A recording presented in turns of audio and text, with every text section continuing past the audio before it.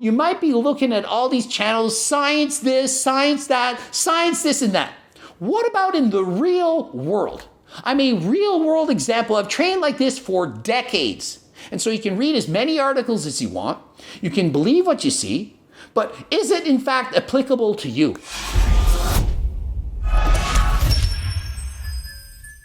Coach Greg, and in today's video, light versus heavyweight, science-based. Which should you choose if you want to build the most amount of muscle? And so we're going over a video. It's got over 4 million views in a month. That is amazing, made by Gravity Transformation. And in it, we're going to discuss whether you should use heavy weights, moderately heavy weights, or light weights, and what is most effective from a science perspective that's going to allow you to build the most amount of muscle. Some believe that high reps and body weight calisthenic type exercises are best. Meanwhile, others swear that low rep heavy weight training is better for faster muscle growth. Nope, pretty sure 0 people in the world believe that lightweight calisthenics is best for building muscle. Not sure where he came up with this, but I'm here to be straight with you. I don't think anyone believes that the best way to build muscle is by using very light weights, just doing body weight exercises. Who came up with that? We first have to be clear on what training intensity is. In exercise science, training intensity refers to the percentage of your 1 rep maximum that you can train with. Okay, and so the first thing we need to understand is what percent of your 1 rep max should you be using? And listen, what he doesn't explain in this science-based video is that differs for all of us. He says 80% of your 1 rep max probably should be able to do 7 or 8 reps. Not for me. I can almost always get 10, 12, sometimes even 15 reps with 80% of my 1 rep max. Why is that? Because we're all built differently. We're made different. Some people are better anaerobic alactic, others anaerobic lactic, and some others have better aerobic energy systems. And so depending on whether you have more fast or slow twitch muscle fibers and how you can produce energy, that will dictate your optimal rep range and how many reps you can get with a certain percentage of your 1 rep max. And so you can clearly see it depends. It depends from one exercise to the next, and this is also going to depend from person to person. And so just because he says something that you should do a certain rep range doesn't mean it's actually going to apply to you based on science. Pretty obvious that if you train with less weight, you'll be able to do more reps. But if you train with heavier weights, you'll only be able to perform fewer reps. But obviously, the closer to your 1 rep max, the less reps you can get, and the lighter the weight, the more reps you can get. Everyone is going to agree with that. First, the high rep crowd claims that light weights and high reps are better because they create a lot of metabolic stress, which is a physiological process that happens during resistance training. And what about light weights? 15 to 25 reps. Well, the argument is it's going to create a lot of metabolic stress. Absolutely, and this is one of the things you need to do. When I tell people to train, I say 40 seconds plus, proper time under tension, control the weight, don't lift super heavy, and that is one of the main reasons. If you don't do a set long enough, you are not going to create enough metabolic stress to optimally encourage muscle growth. But there's nothing magical about it. For example, several studies found that you can build the same amount of muscle with low, moderate, and high reps. And so the truth is you can actually build the same amount of muscle with light, moderate, or heavy weights. It actually doesn't matter. What does matter is that you train to failure and that you can push yourself effectively on any of these programs. The problem is when people train with lighter weights, 15 to 25 reps, or even higher, hardly any can push themselves set after set to that much cumulative fatigue. Think of it. When you're doing a set of 25 on the deadlift, by the time you've gotten to 20, you've already gotten tired, you're already ready to give up, but you still can do 5 reps more. In comparison, person doing a 5 rep max, they only got to do 5 reps. 1, 2, 3, 4, 5. Done. Think of it. It's easier to lift heavy weights for fewer reps than it is to lift lighter weights for higher reps. The overall increased tonnage or pounds overall lifted when lifting lighter weights for more reps is going to be significantly higher than lifting a heavy weight for fewer reps. Very high rep sets where you only use 30% of your 1 rep max can stimulate as much muscle growth as a traditional bodybuilding rep range where you use 80% of your 1 rep max. And so whether you're lifting 30% of your 1 rep max or 80% of your 1 rep max, you can still build a lot of muscle. Problem is it's much harder to do so with 30% because you have to do several more reps. You're going to have to push your failure, and it's going to take a lot longer to do so. You're also going to be dealing with more lactic acid. You're going to be feeling that burn, wanting to give up, versus the person lifting with heavier weights for fewer reps is going to be a lot easier. Not that it's easy, you still have to lift all that weight, but it's just done for fewer reps. Training with very heavy loads for low reps happens to be much more stressful on your joints and connective tissues compared to training with a moderate or a high rep range. And to me, this is a big point. It's more dangerous to lift heavy.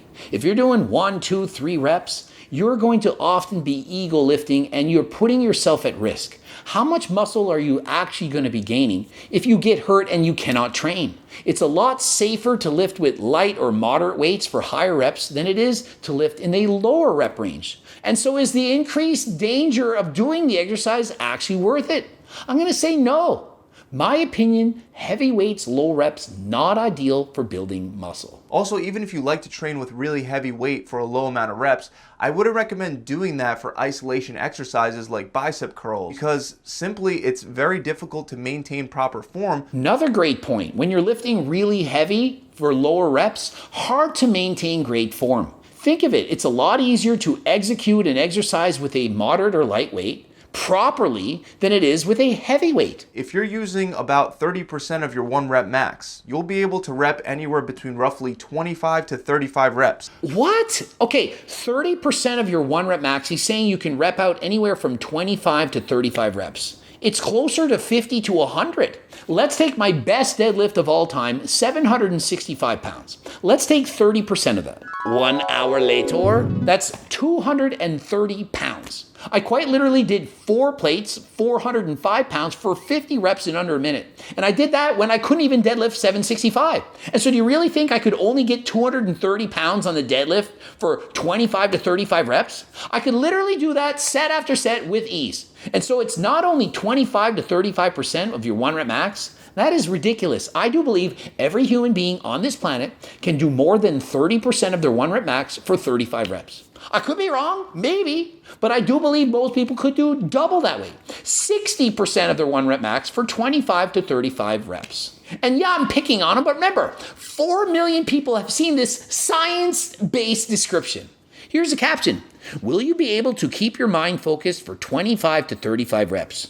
Well, with 30% of your 1 rep max, if you're stopping between 25 and 35 reps, the answer is no. You clearly haven't gone to failure. How many of you can bench 300, can't bench press 90 pounds for 25 to 35 reps? Most of you probably warm it up with 135, benching 300 for a single.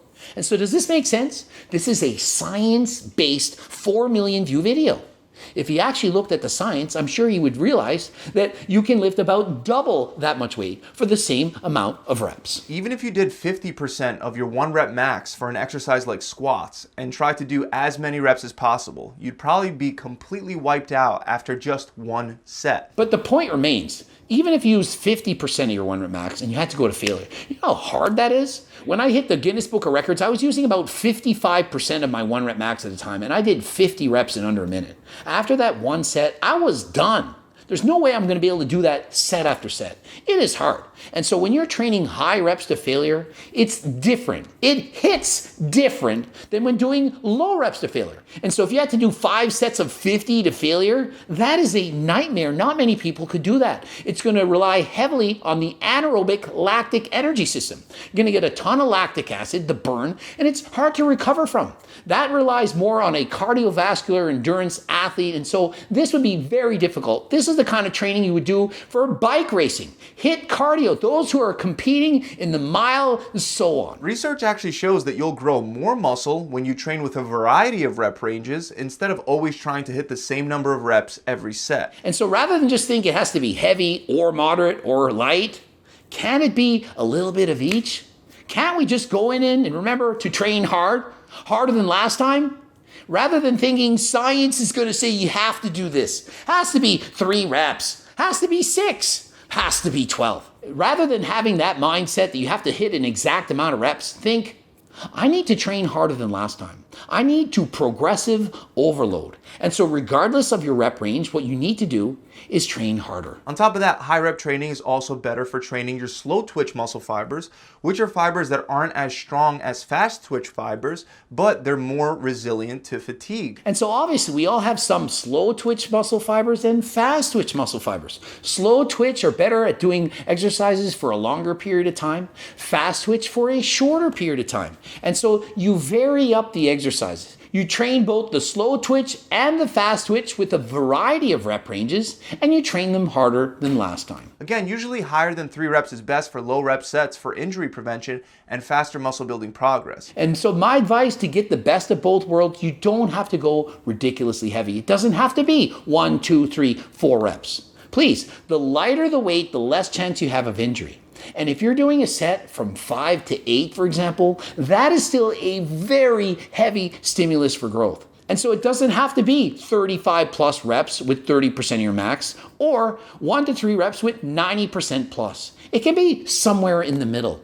And so for most people, if you want to train really heavy, 5 to 8 reps, that is heavy enough. And to the opposite extent, if you want to train with lighter weights to prevent injuries, 15 to 25 reps, that's enough. And for the rest of us, somewhere in the middle. And so if I had to give an optimal rep range to get the best of both worlds, to be both heavy and light at the same time, I would say do somewhere between 8 and 15 reps. A set of 8 with a heavy weight, perhaps drop the weight down and continue on. You then are lifting both heavy and doing high reps at once. And so if you're beyond the beginner stage, you're intermediate or advanced, you can clearly add in drop sets, partial reps, and so on. Make your exercises harder. Keep the weight heavy at the start, do 5 to 8 reps, and then lighten the load and progress on. You can train both heavy, get the mechanical tension that you want, and extend the set and get the time under tension, the metabolic stress that you need. Research shows us that strength development is accompanied with increased muscle activation levels during exercise. And so one thing I often do with clients who hire me to want to be coached to get both strength and muscle is we'll have a period of hypertrophy. Perhaps it's 8 weeks. Focus on lifting lighter weights with proper form to build bigger muscles. Then for a month or 2, go back to building strength. 5 to 8 reps. Going to increase the weight and lower the reps. Not too much, not 1 to 3 reps. There's no point. Unless you're a competitive powerlifter or strongman competitor, you don't need to lift that heavy. If you do, you're clearly going to increase your chances of getting injured. But there's nothing wrong with going from 10 to 15 reps on most sets to dropping it down to 5 to 8. And by lifting heavier, you're going to get stronger. And then when you go back to focusing on hypertrophy, you lighten the weight, increase the reps, you're going to be stronger. And so you're going to be lifting heavier weights and doing it for more reps. That's going to allow more mechanical stress, more mechanical tension. You're going to have more reason to grow. And so that's what I did my entire career. I went from being a powerlifter to a bodybuilder. I went back and forth. When it was time to powerlift, I lifted heavier for fewer reps. And when it went to bodybuilding, I lightened the weight and did it for more reps. I got the best of both worlds. I went back and forth from one training theory to the next. It allowed me to get bigger muscles and be stronger, and I became a world-class powerlifting champion, setting world records, as well as an IFBB Pro bodybuilder. And so you might be looking at all these channels, science this, science that, science this and that. What about in the real world? I'm a real world example. I've trained like this for decades. And so you can read as many articles as you want. You can believe what you see. But is it in fact applicable to you? It's one thing to follow a study and do exactly what they did in the study, with a researcher standing at them, screaming at them, saying, go harder, train this way, do this exactly, and then seeing certain results. What about when you go and train on your own in the gym?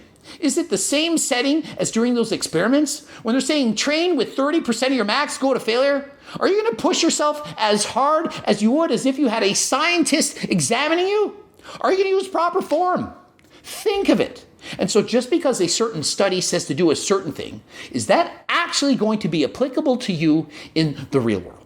Sometimes, maybe, but not always. And so remember, when you read a certain study, they're answering a certain question. It doesn't prove anything. There's no proof that anything is perfect. There's no proof that this amount of reps for this many sets is the exact way to go. It depends. We're all built differently. Now, from a practical perspective, you probably want to do most sets at a moderate rep range. And so, as he says, I do 100% agree with this. Most of your sets should be in a moderate rep range, somewhere in the middle. Not heavy, not light, in the middle. That makes the most amount of sense. And so for most people, do your reps in a moderately heavy range and train to failure. By using periodization, you could switch up your rep ranges every workout, every week, or every month. Personally, I've seen better results from switching every month. And so what he suggests, and this is just what he suggests, remember, he's just a guy who's read some research and is training.